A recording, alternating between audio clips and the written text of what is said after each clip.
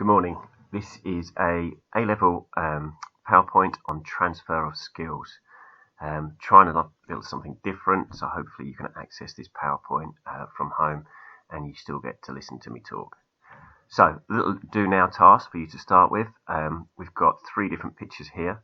I'd like you to, as it says skill classification, can you try and work out which type of skill the 3 images are showing? For example, are they open, closed, gross, fine, simple, complex, or self or externally paced? If you just pause the PowerPoint, pause the video, and have a go at that.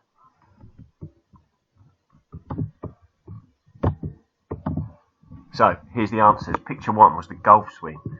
Hopefully you came across that this is something that's self-paced because the performer chooses when they're going to play that shot, when they're going to put that skill into action. It's predominantly a closed skill, not really affected by other people. You could argue it's affected by the weather, so therefore the environment, but generally it's a closed skill. And probably complex, lots of parts to it, lots of sub-routines. You've got the grip, the stance, the backswing, the connection, the follow-through. Picture 2, a rugby tackle, very much an externally paced skill, dependent on the opposition. A gross skill, big muscle movements, big muscle groups are used, and also very much an open skill, very dependent upon other people and the environment around you.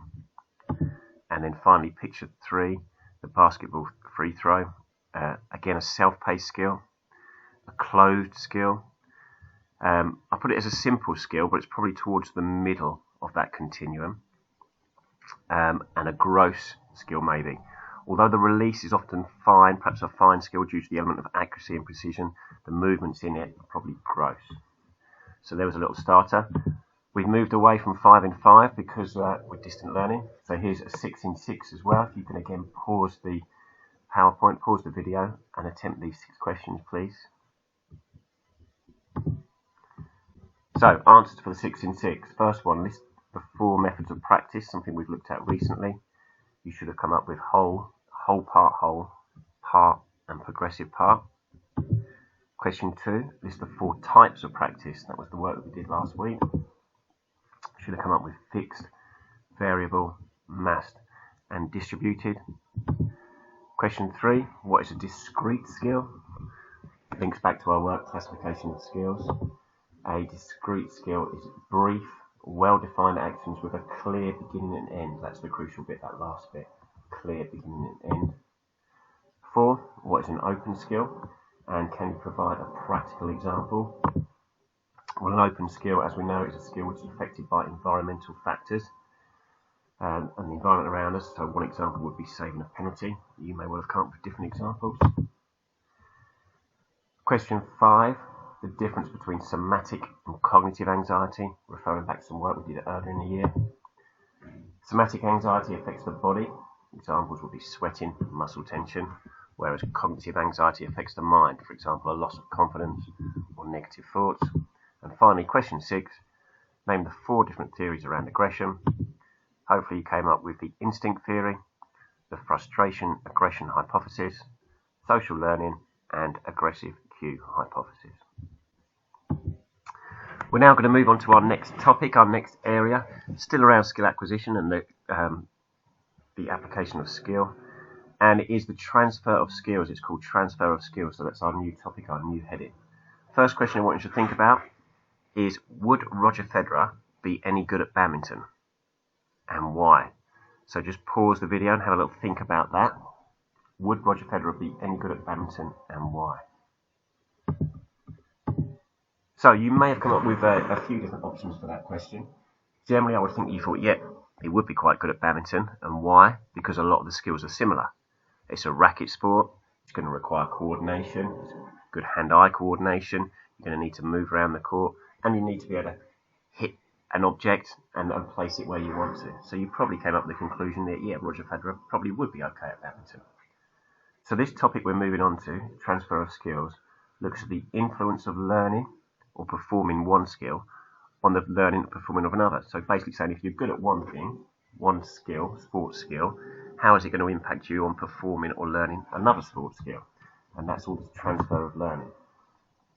There's a video here you can watch. You can go online. It shows Johnny Wilkinson, a rugby player, and David Beckham, a footballer, both having a go at skills which are specific or relevant to their own sports. So you can just have a little look at that and see if they were able to transfer their skills from one sport to another. So in this topic, there are 5 types of transfer that can occur in practical performance. You will need to be able to, as part of your specification, describe all five types of transfer of skill and understand how to optimize the positive effects, so the good things about this transfer of skills, and limit the negative effects. So there's our learning objectives. So as I mentioned, there's 5 types of transfer of learning, and the theory of transfer explains that the learning and performance of one skill can be affected by the learning and performance of another. In this picture below, we've got someone playing golf and someone playing baseball.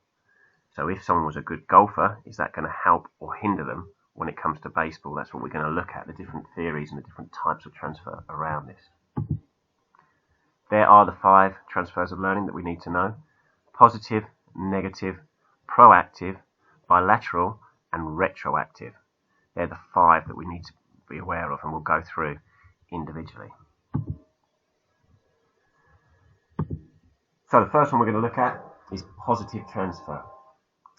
And as you would imagine, this occurs when learning in one task is enhanced by learning in another task. It's a positive thing.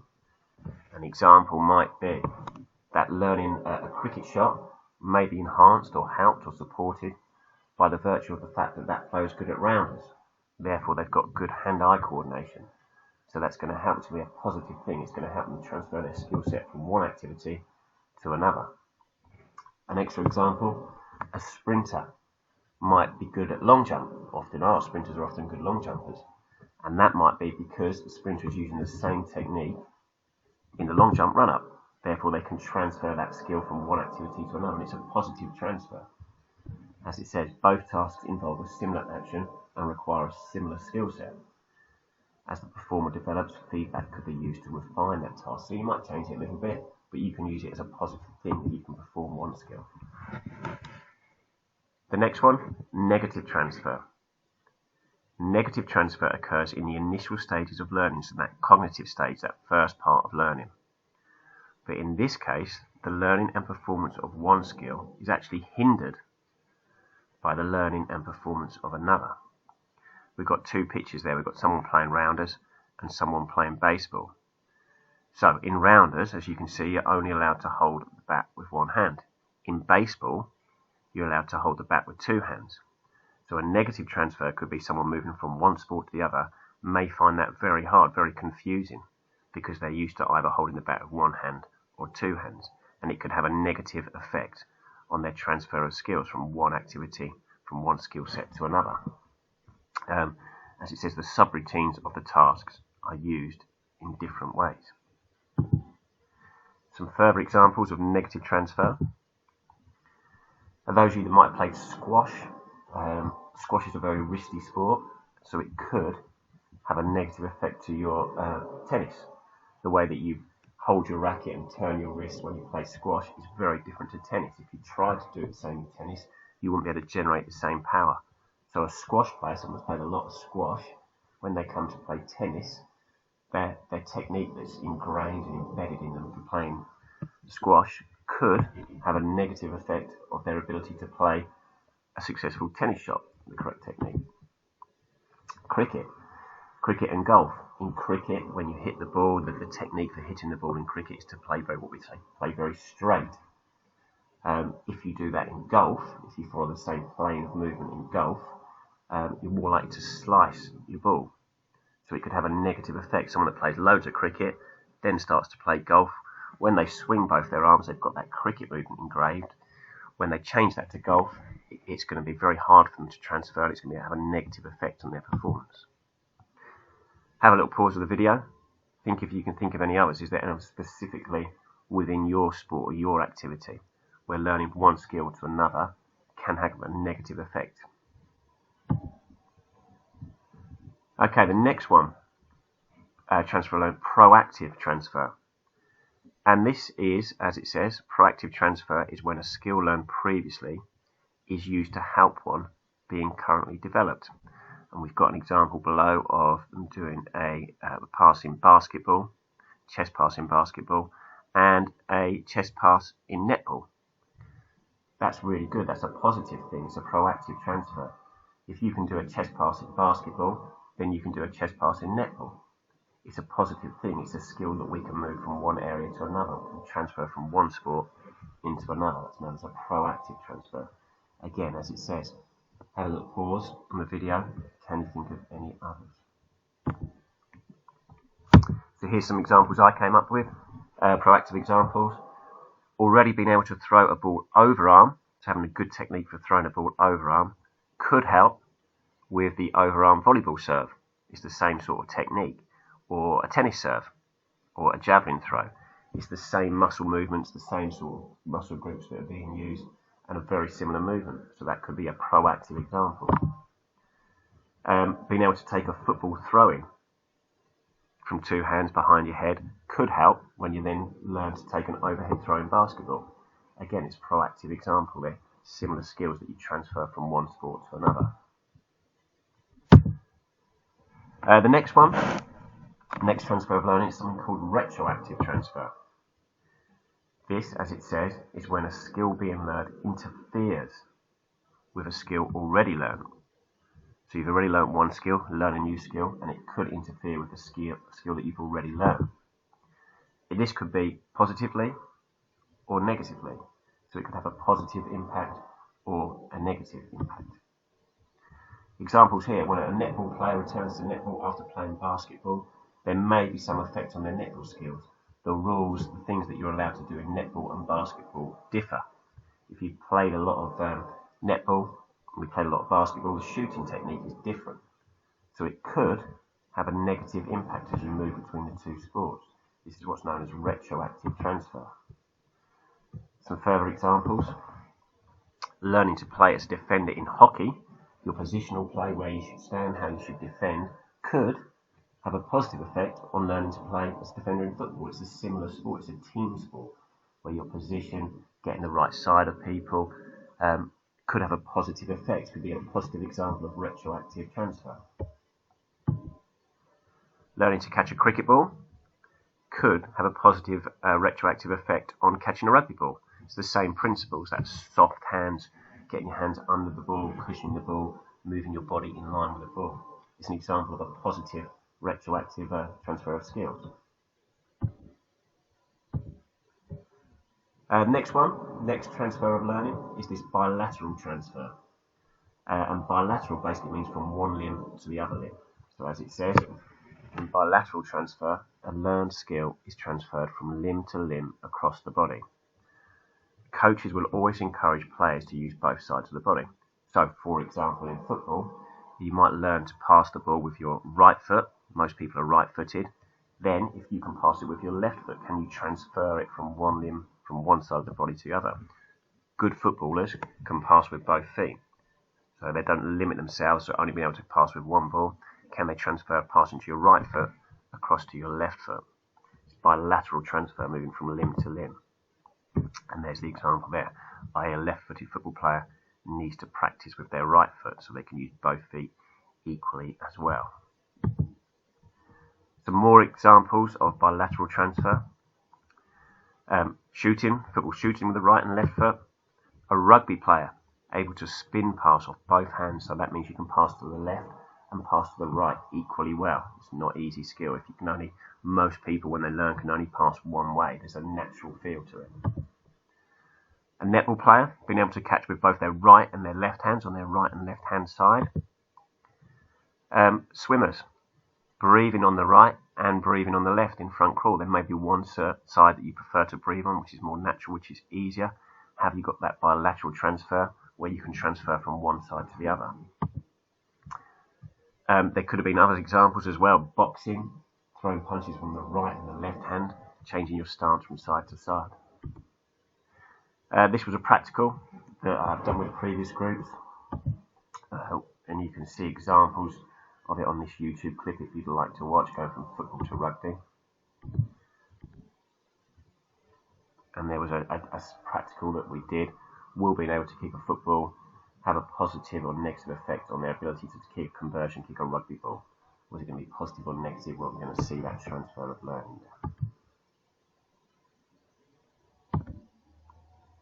And some challenges you could do as well, some weak hand and weak foot challenges. Can you think of any that challenge or work out whether you're equally as strong on one side of your body as you are on the other? Okay, the next part of this area, we need to look at different ways to optimize the effect of positive transfer. As it mentions, if a coach is aware of transfer theories, then training and practice sessions should be aimed to encourage this positive transfer. We want to utilize that positive transfer. If someone's played one sport, can we utilize the skills they've learned in that sport to aid them in the new sport that they're learning, or the new skills that they're learning?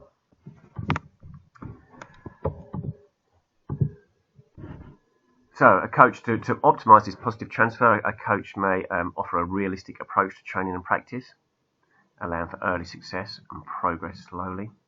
Might try and get similar environmental conditions in both situations so they can utilize the fact they've been in one situation, and ensure that practices replicate the performance environment, i.e. adding defenders.